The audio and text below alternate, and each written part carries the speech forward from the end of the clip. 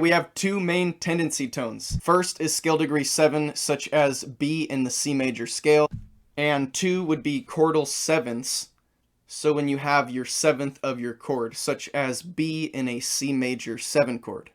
Other than those two main tendency tones, another tendency tone would be scale degree 4, which wants to move down a step. So furthermore, when something contains scale degrees 4 and 7, or Fa and T in solfege, then the 4 should resolve down and the 7 should resolve up. So for example, a 5-7 chord, we'll do a 5-7 chord in the key of C major, so we have a G7 chord. I called it a G5-7 just so you can really know that it's a 5-7 chord. But the main thing to pay attention to is that we have scale degrees 7 and 4 in this chord, and we're just looking at it in root position here. In root position, you can see the 7th degree is actually the 3rd of the chord, and the 4th scale degree is actually the 7th of the chord. So the 7th of the chord wants to resolve up a step, and the 4th of the chord wants to resolve down a step. So in this case, if we did do that to the 3 and the 7 in this chord, we'd end up having C and E. So you can see that contrary motion. So whenever writing a 5-7 chord, the 7 should fall by a step, and the 3rd should rise by a step. Normally to do this, you would choose chord 1 or 6 to resolve to. And in this case, you can see chord 1. Bach oftentimes puts his 5-7 chords in the last inversion. The leading tone has a strong pull towards the tonic where it resolves nicely. And if you didn't notice, this is interesting here, because we have a chordal 7th chord, which is causing the 7th of the chord to want to fall down a step, but the 7th of the chord is also scale degree 4, which wants to resolve down a step. So you can see a 5-7 chord really reinforces this really well, especially when you resolve it how it is calling to be. This might be obvious, but just something good to keep in mind. If you look below the CE dyad that it's resolving to, you can see the 4-7-4 notes, which are just showing you the scale degrees, but it's showing you the fact that if you go from your 4 to your 7, you have a 4th, but if you go from your 7 to 4, you have your 5th. Just good things to keep in mind, good things to reinforce, and also a reminder that these scale degrees 4 to 7 or 7 to 4 are always going to be creating a tritone. And oftentimes how a tritone is going to resolve is outward in half steps or inward in half steps, depending on the key that you're trying to reinforce that you're resolving to. So in this case, we're resolving to C major. So we think about the notes B and F. You can think about the notes. You can look at the sheet music and think about an instrument. If you go up a step from B, now you have C. And if you go down a step from F, now you have E. So now you have CE just like we have here. So it's just all these things are connecting here. There's nothing contradicting. It's all agreeing with each other. A note is that in minor keys, the leading tone must be used with caution as raising the 7th degree of the minor scale creates an augmented second between scale degrees 6 and 7. So contrary to the leading tone, chordal sevenths have a tendency to move down a step. Your voice leading should follow this rule. One exception to this is when the chordal sevenths create parallel tenths with the bass voice, such as the progression 1-5-4-3 and 1-6. So as you can see in this case, the chordal sevenths rise by a step instead of lowering by a step when the chordal seventh forms parallel tenths with the bass voice. So it's very important to realize it's with the bass voice, because if you analyze the chords, you're going to notice note doublings. This has to do with the fact that triads only contain 3 notes, so which of the notes do we double? Generally, any of the notes of a diatonic triad can be doubled except for the leading tone. If we double the leading tone and resolve each up by a step, then we'll create parallel octaves. And furthermore, since tendency tones have that tendency to go down or up a step depending on which one they are and maybe where they are, then you shouldn't double these, because then they're going to want to move in parallel motion. And that would be parallel octaves. So now talking about note doubling more, that leads us to the 7th of a chord. Do not double the 7th of a chord, since the 7ths want to resolve down a step. Remember, this is one of the tendency tones. So of course, doubling them will result in the parallel octaves.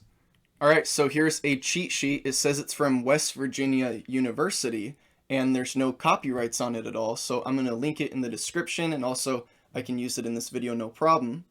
So I'm going to go through some rules of tendency tones. Upper voices should move by the smallest distance possible. In 2-point counterpoint, no two voices should move in parallel unison fifths or octaves. Do not approach octaves or fifths or outer voices by similar motion unless the soprano moves up by only a step. For tendency tones, resolve the leading tone up by a step, resolve chordal sevenths down by a step. Any note of a triad can be doubled except for the leading tone, and do not double chordal sevenths. So some do's and don'ts. I've already said this, but do not ever double tendency tones. You really got to remind yourself of this. And to further talk about, tendency tones are going to be any tones that have a tendency to resolve a certain way, which can even be like the notes outside of the key wanting to resolve back into the key. Okay, so you can get a little creative here. Some do's. Do seek to double the tonic, submediate, and dominant scale degrees that are within your chord. Of course, following the other rules before this is stronger rules, but this is saying try to do that, and also, if possible, try to seek to double the root of the chord. Some general rules about doubled notes: that in root position you can double your root or fifth, first inversion you can double any note, second inversion you can double your fifth, diminished you can double your third, and when doubling your third, only double it to maintain proper voice leading. Now to get really specific, but if you make sense of the scale degrees and also the other rules and you combine them, you don't need to think about all this, but let's get into this. Root position chords are best to double the root, the fifth is also acceptable. First inversion chords built off scale degrees 1, 2, and 4 are best to double the root, the fifth, and the third will be acceptable. Chords built off your fifth degree are best to double the root, the fifth is acceptable, and the third is unacceptable. Chords built off your seventh degree, so your diminished seventh, is best to double the third, the root, and the fifth is unacceptable. Chords built from chord 6 are best to double the third, the root is acceptable, and avoid the fifth. In the case that you have a major 6th chord, the last one was a minor 6th chord, it's best to double the third, the root, and the fifth is unacceptable. Chords built from scale degrees 1, 4, and 5 in first inversion are best to double the root matched in soprano, the fifth is acceptable, and avoid the third for chords 1 and 4 in first inversion, and the third is unacceptable for chord 5 in first inversion. Minor chords built from scale degrees 2, 3, 4, and 6 in first inversion are best to double the third, the root is acceptable, and avoid the fifth.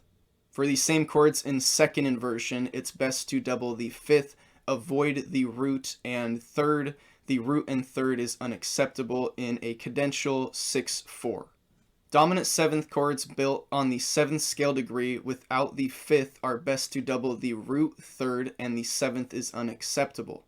Chords that are augmented and diminished, it's best to double the root, but of course the root will be unacceptable for a diminished chord built off the 7th degree of the scale. But if we go further, we can also think that, okay, we might have some augmented chords when we're going to something like a harmonic minor. Moving on to altered chords. The altered note is unacceptable to double. Scale degrees, it's best to double the 1st, 4th, and 5th. The 2nd, 3rd, and 6th is acceptable, and the 7th is unacceptable. When you're dealing with only the root and the 3rd, sort of a dyad with the root and the 3rd of a chord, it's best to triple the root. So that was a lot. So to generalize, here are the doubling rules for voice leading triads in root position, first position, and second inversion.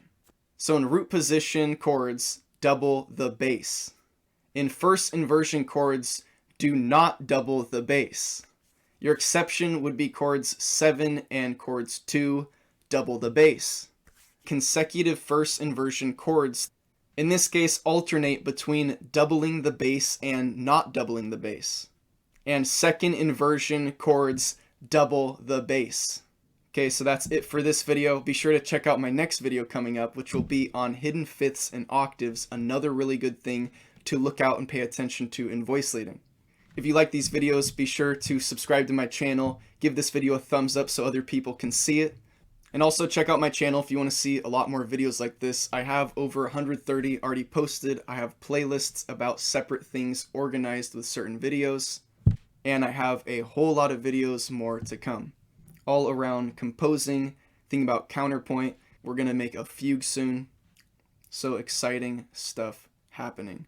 And this is all leading us also towards learning about the orchestra, orchestral instruments, and integrating all this into composing, and then getting this into composing for orchestra. Thank you for watching.